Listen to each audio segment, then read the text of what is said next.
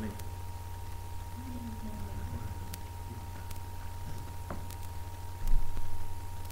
Thank you for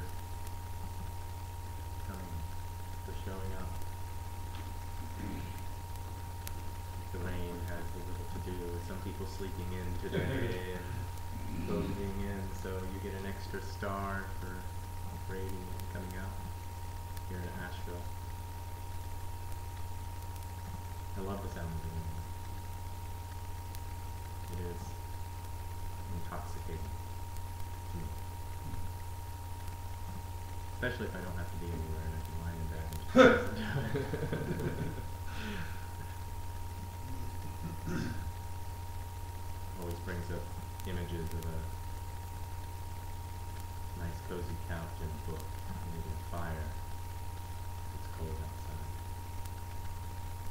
So I'll carry that image and that vibration within me wherever I go when it rains.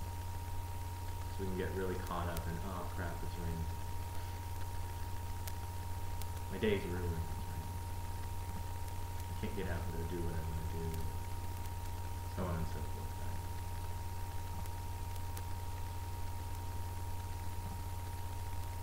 We need rain.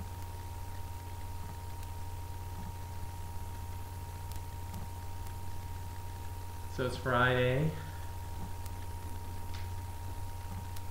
Big weekend this weekend, lots of things going on. In bulk, for those of you who are celebrating the nature festival. I don't know that much about it, so I'm not going to pretend, but there's a lot of people that do, and I know that there's a big event going on tonight that a lot of people are going to. Just really excited to kind of feel that energy of things moving and celebrating and really connecting with the earth. More people are doing it.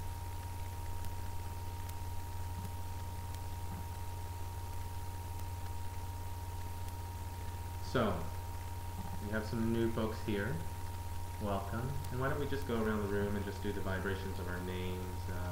Just say your name, and if you have a quick thought, you can share it real quick. 1 or 2 sentences. It's just kind of bring us home to space, and I'll start. My name is Pheonyx, aka Roldan, but I go by Pheonyx more these days. We are recording and streaming this live online, so if I talk to the computer, don't be surprised. I'm really talking to our friends that are joining us and see if you walk in. And I'm just happy to be here. Excited that it's Friday.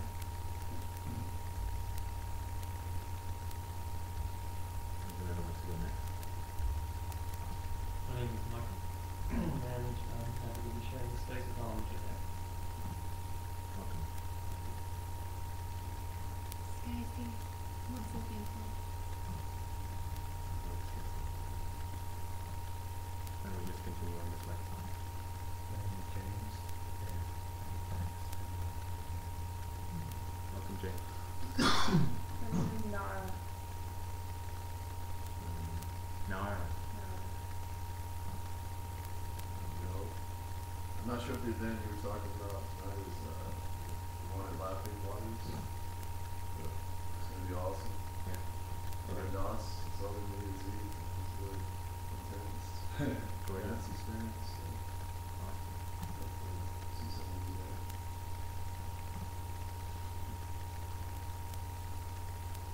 My name is Wendy, and I'm grateful for this space up here.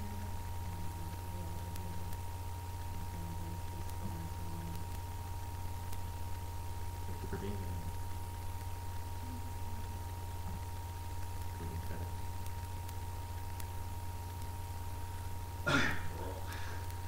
my name is Frank, creator of Joy. Imbol is the festival of hope because the ancients saw signs of spring was just around the corner. Yes.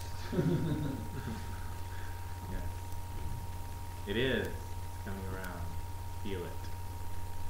So, lots to be thankful for and lots to celebrate. And thank you all for sharing your words and the vibration of your being here. So,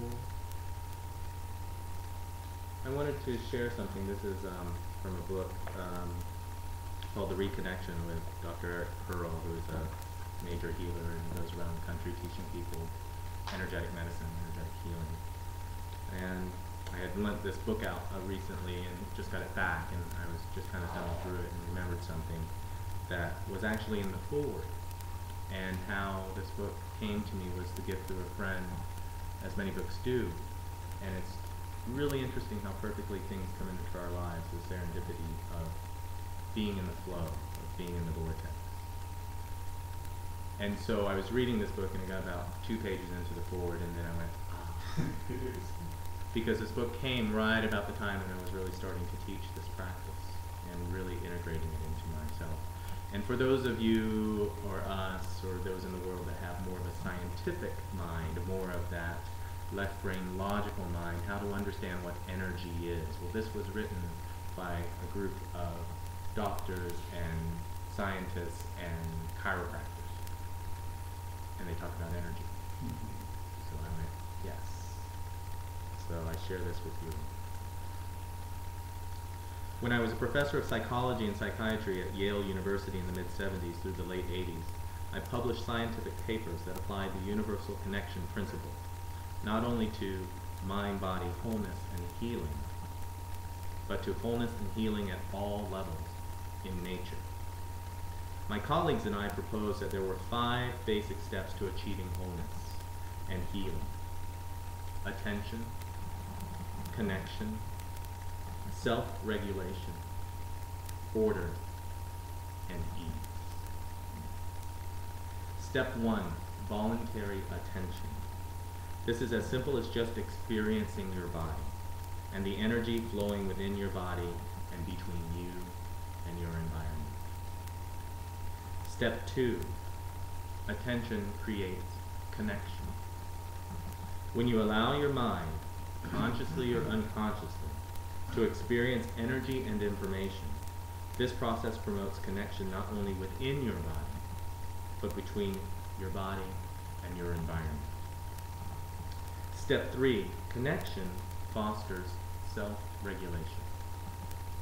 Like a team of athletes or musicians who together achieve greatness in sports or jazz, the dynamic connections among players enables the team to organize and control itself, otherwise known as self-regulation, with the guiding assistance of the coaches or conductor. Step 4, self-regulation promotes order. What you experience as wholeness, success, or even beauty reflects an organization process made possible by connections, allowing self-regulation. And step 5, the order is expressed with ease. When everything is connected properly and the parts are all allowed to fulfill their respective roles, the self-regulation process can occur effortlessly. The process flows. The reverse is also true, however. There are 5 basic steps to achieving disintegration and disease. Probably guess what they are. Disattention, disconnection, dysregulation, disorder, and disease.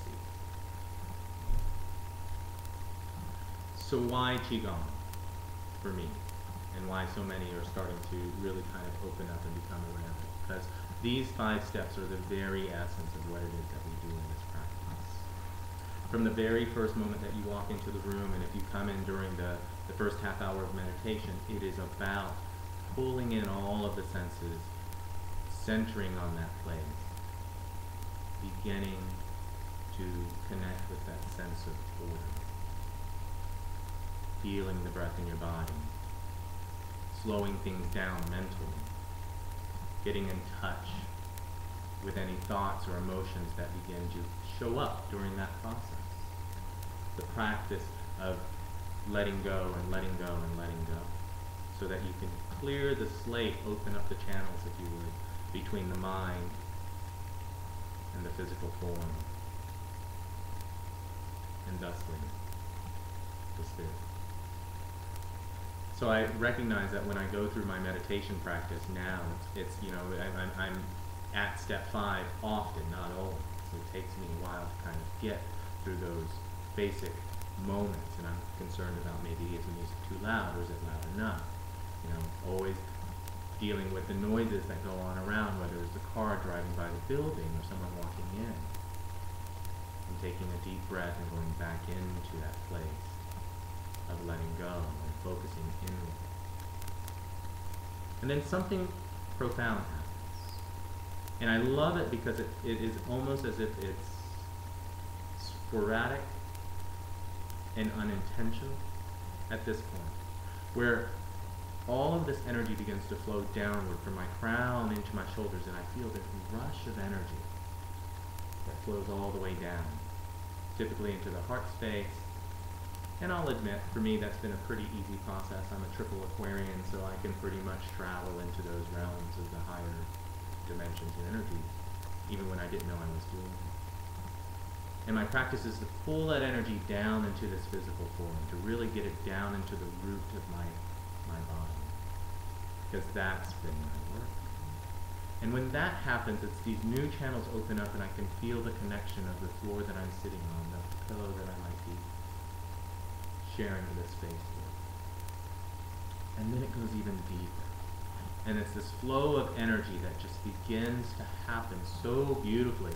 And my mind wants to somewhat get attached to it, or, you know, or analyze it. I go, no, again, practice breath, just let it open up and flow. Enjoy this process.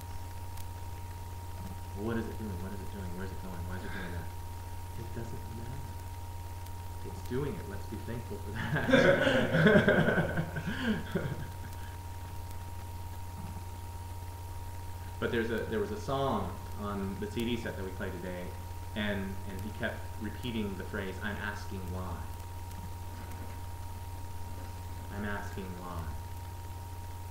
I'm asking why." And somehow that brought up a series of questions for me within. Why is this happening? What is it for? And then I realized, as I was going deeper into the energy, that I was brought up Catholic, and you were told never to question why. And it's not just the Catholic faith, and I'm not bashing on them. It's just that was my lesson learned. And then when I exposed myself to other dogmas, religions within the Christian church, it was very much similar message. The Bible says it so. You don't question God. And that never really seated or resonated with me very much, even as a child, because I wanted to understand. It wasn't that I was necessarily challenging the authority, but I was. Free will, why not? What is this for? What is this all about? What am I going through these experiences? You know? So we can ask the question in the energy of victim. Why, God, do you hate me? Why did you send me that person that said that they would do all this and didn't? Why can't I connect with my family and my friends? Why can't I find my purpose? Or we can ask the question in a more knowing and aware and conscious way. Why did I experience all of this turmoil or tragedy? What is the lesson in it? What is the gift that I'm supposed to garner from it? What is the thing that is going to give me more strength than more weakness through this process?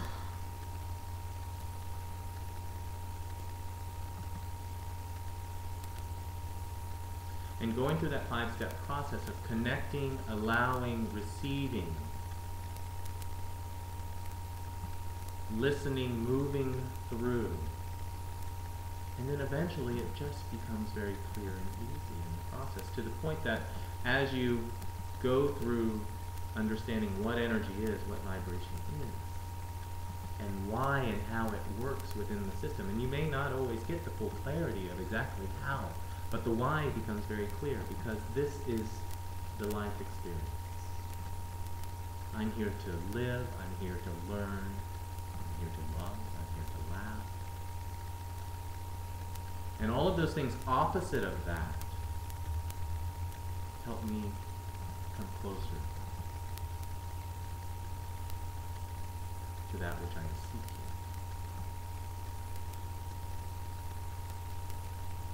And it flows to the point that I can just sit down after doing this practice for some years now and go,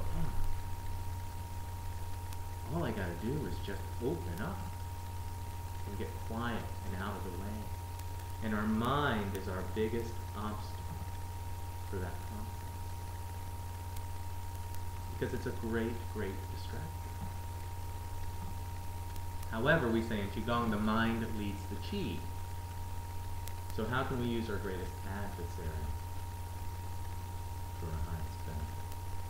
And that's what this practice, I hope, will help you learn to do. Get out of the way, in a way, but also to engage very consciously and openly with this flow of energy that is all around you and all within you and holds everything else together. So we work with those three forms, the internal, the external, and the universal energies. And you feel it. You can feel it in the vibrations of your being if you allow that to occur. And sometimes even if you don't, you can feel it and go like, ah. The tingling in the hands, the tingling in the chakras. Feel the body heating up. This energy flows. I notice that my heartbeat increases, and my intention is to slow my heartbeat down with my breathing. And yet once the energy begins to flow, it's like I can feel my heart starting to heat up and beat a little faster, get excited. And so I'm constantly connecting with the body, slowing it down. Love it. It's all good to get excited, but I'm working with you right now. Let's bring it down. And that's when I send this energy. Maybe for me, that's when the energy gets stuck right in the heart and it's starting to build up. And I go, let's push this through the rest of the physical form so I can be spread out. And it happens. Just simply with my attention to what's going on.